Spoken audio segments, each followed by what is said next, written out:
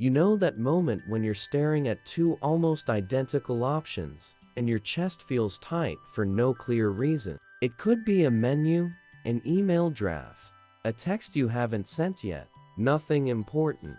And yet, your mind keeps circling it. You read, reread. Imagine outcomes that barely matter. There's a quiet pressure there, like you're about to get something wrong, even though no one is watching. People brush that feeling off. They call it being thoughtful or careful, but the tension is still there. A subtle discomfort that shows up in ordinary moments and leaves just as quietly. And if you pause long enough to notice it, you might sense that it isn't really about the choice in front of you at all. Because this reaction isn't random, it's patterned. And once you start to see where it comes from, it changes how simple decisions feel in your body.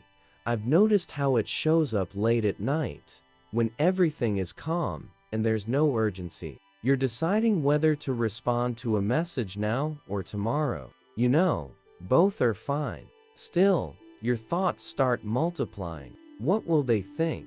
Will the tone feel off? Should I add one more sentence? Then another. Psychology reveals that decision-making often activates emotional triggers long before logic enters the room. Researchers suggest that the mind treats uncertainty as a signal, not a neutral space. And for some people, even small uncertainty feels louder than it should. But here's the strange part. Overthinking rarely feels like fear. It feels like responsibility, like you're being a good person by not rushing. I remember convincing myself that hesitation meant death. That if I just thought a little longer, the right answer would appear fully formed. Looking back, I'm not sure I was searching for clarity. I think I was trying to avoid something quieter and harder to name. When you slow down and watch your own thoughts during these moments, there's often a hidden question underneath. Not what should I choose, but what will this choice say about me? Human behavior tends to wrap identity around actions, even tiny ones. Choosing the wrong show to watch feels like wasted time. Sending the wrong reply feels like a small social failure. These are not logical leaps, but they are consistent cognitive patterns. Most people think overthinking is about too many thoughts. But sometimes it's about one thought you don't want to face. There's a coffee shop scenario I keep coming back to. You're at the counter, the line behind you, the menu you already know. You've ordered this drink before. Still, your brain hesitates. You consider variations you won't enjoy. You feel rushed, slightly exposed.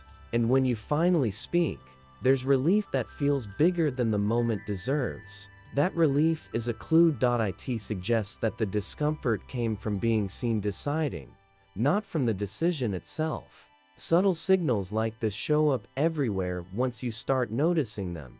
Researchers suggest that when choices feel tied to evaluation, the mind shifts into protection mode. Not dramatic protection, just small delays, second guesses, mental rehearsals, patterns that shape your life quietly, without asking permission. And here's a softer contradiction. The more familiar a decision feels, the more pressure some people experience. Because familiarity removes excuses. If this is easy, then why does it feel heavy? This is where overthinking gets personal. It's rarely about information. It's about emotional history. Moments when past reactions taught you that being wrong, even slightly, had consequences. So now, your brain scans for safety in places that don't require it.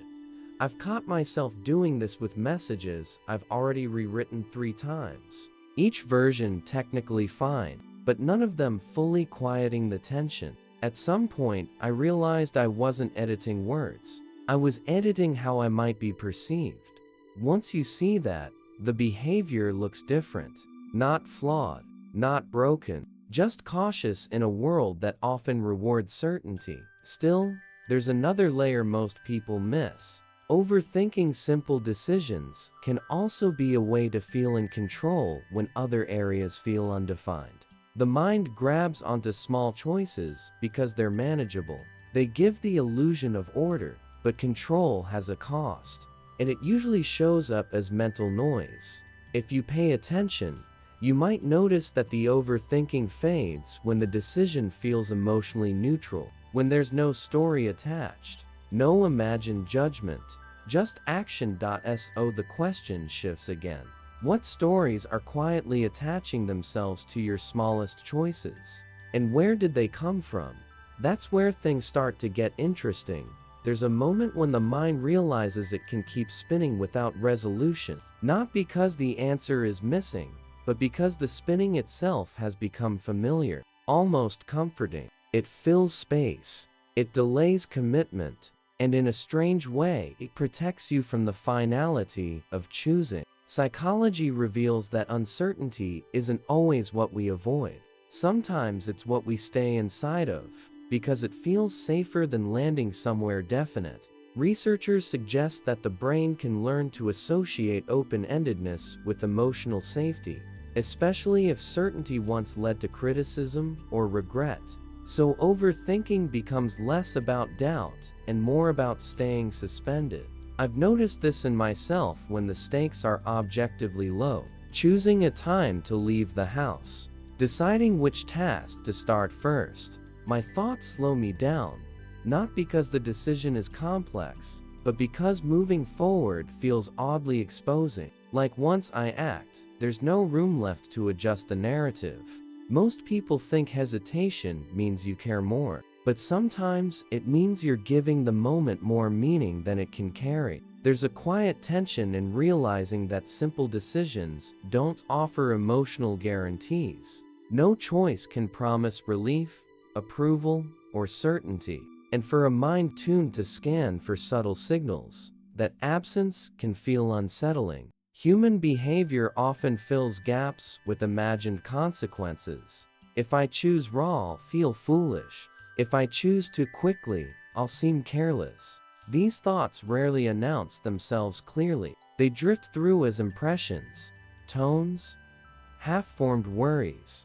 This is where cognitive patterns repeat without being noticed. The same internal debate plays out in different settings, wearing different disguises, different days, different people, same internal rhythm. And then there's the role of identity. Decision-making can feel heavy when you believe each choice is a small vote for the kind of person you are. Organized or messy, considerate or selfish, calm or impulsive. No wonder the mind slows down when it feels like it's being asked to define itself over and over again. I used to think that if I just understood myself better, the overthinking would stop. That insight would resolve the tension. But that belief was its own trap.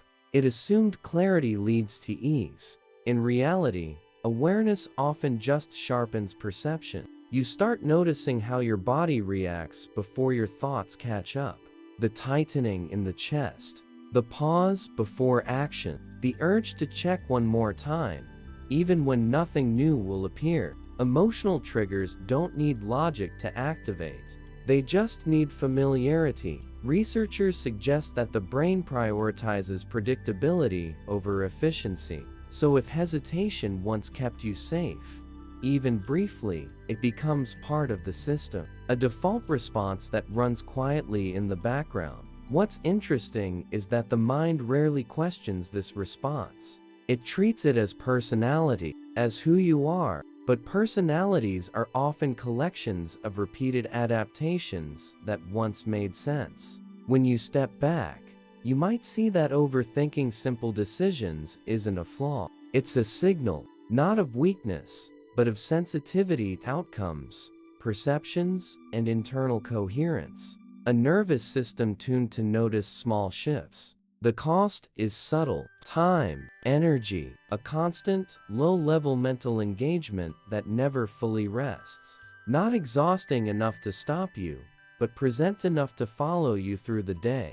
And there's another quiet layer beneath that. Overthinking can create the feeling of movement without change, like you're doing something important, when really, you're staying exactly where you are, safe, uncommitted, unexposed. The deeper realization isn't about stopping the behavior. It's about noticing when the mind confuses meaning with magnitude.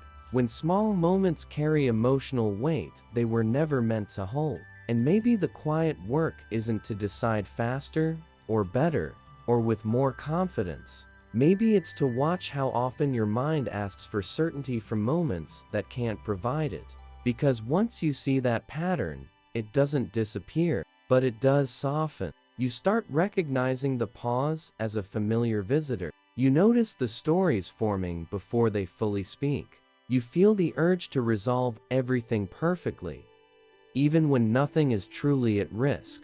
And sometimes, you let the moment pass without fully satisfying it. Not as a technique, not as advice, just as an observation.